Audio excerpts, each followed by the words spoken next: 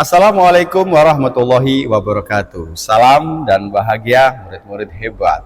Di kesempatan kali ini saya akan menyampaikan materi layanan bimbingan konseling dengan topik konsentrasi belajar.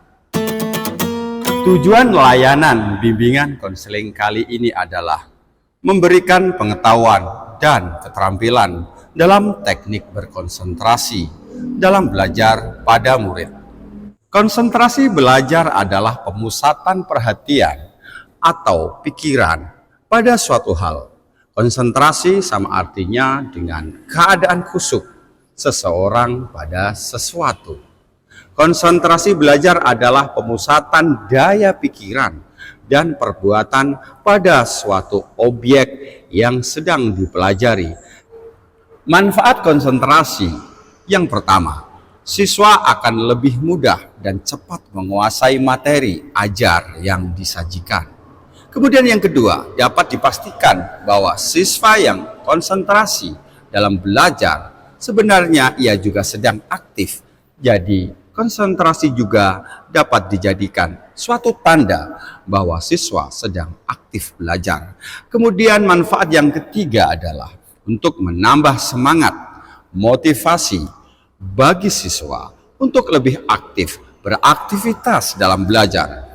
Kemudian manfaat konsentrasi yang kelima adalah memiliki kecakapan dalam cara-cara belajar yang baik. Dan manfaat konsentrasi yang keenam adalah suasana belajar menjadi semakin kondusif.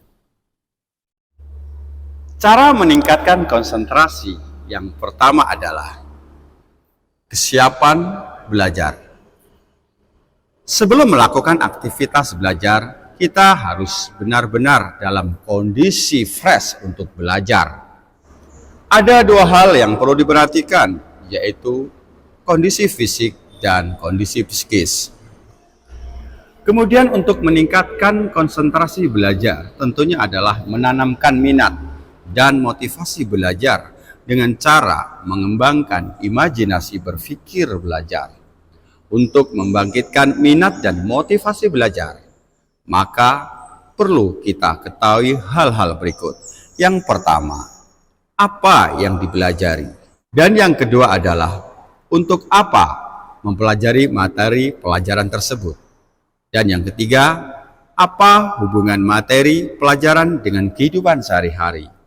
Dan yang keempat adalah, bagaimana cara mempelajarinya? Cara meningkatkan konsentrasi berikutnya adalah cara belajar yang baik. Untuk memudahkan konsentrasi belajar dibutuhkan panduan untuk mengaktifkan cara berpikir, penyelesaian fokus masalah, dan pengarahan rasa ingin tahu, dan juga mengembangkan rasa ingin tahu kita. Kita juga harus memuat tujuan yang hendak dicapai dan cara-cara menghidupkan dan mengembangkan rasa ingin tahu kita, sehingga kita mampu menuntaskan terhadap apa yang hendak kita pelajari. Lingkungan yang kondusif. Belajar membutuhkan lingkungan yang kondusif untuk memperoleh hasil belajar secara optimal. Tentunya harus diupayakan tempat dan ruangan yang apik, teratur, dan bersih. Suasana pun harus nyaman untuk proses belajar. Jika kita sulit berkonsentrasi belajar di sekolah atau sulit mengerti apa yang dijelaskan guru dan sebagainya, maka kita harus dapat mengembangkan pola belajar aktif. Kemudian yang kedua, buang rasa sungkan, rasa malu, dan rasa takut kepada guru. Kemudian berani mengungkapkan. Kita harus aktif belajar dan berani mengungkapkan ketidaktahuan pada guru atau teman. Dengan aktif belajar, kalian mampu meningkatkan konsentrasi di dalam mempelajari sesuatu materi. Perlu menyegarkan pikiran.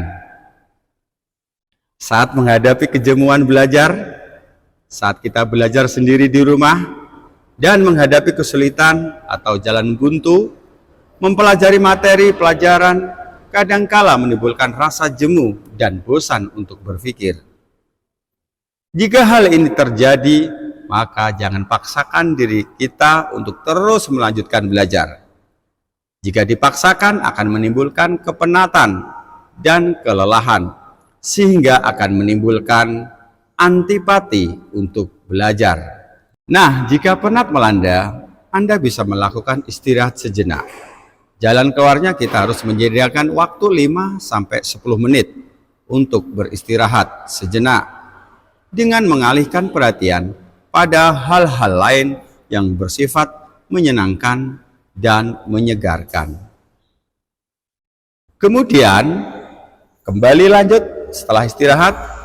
Jika kemenatan dan kelelahan, daya pikir atau daya kerja otak kita hilang dan pikiran kembali fresh, maka kita dapat kembali melanjutkan pelajaran yang tertunda tersebut. Demikian materi layanan bimbingan konseling tentang konsentrasi belajar dan bagaimana cara meningkatkan konsentrasi belajar. Semoga bermanfaat. Terima kasih. Wassalamualaikum warahmatullahi wabarakatuh.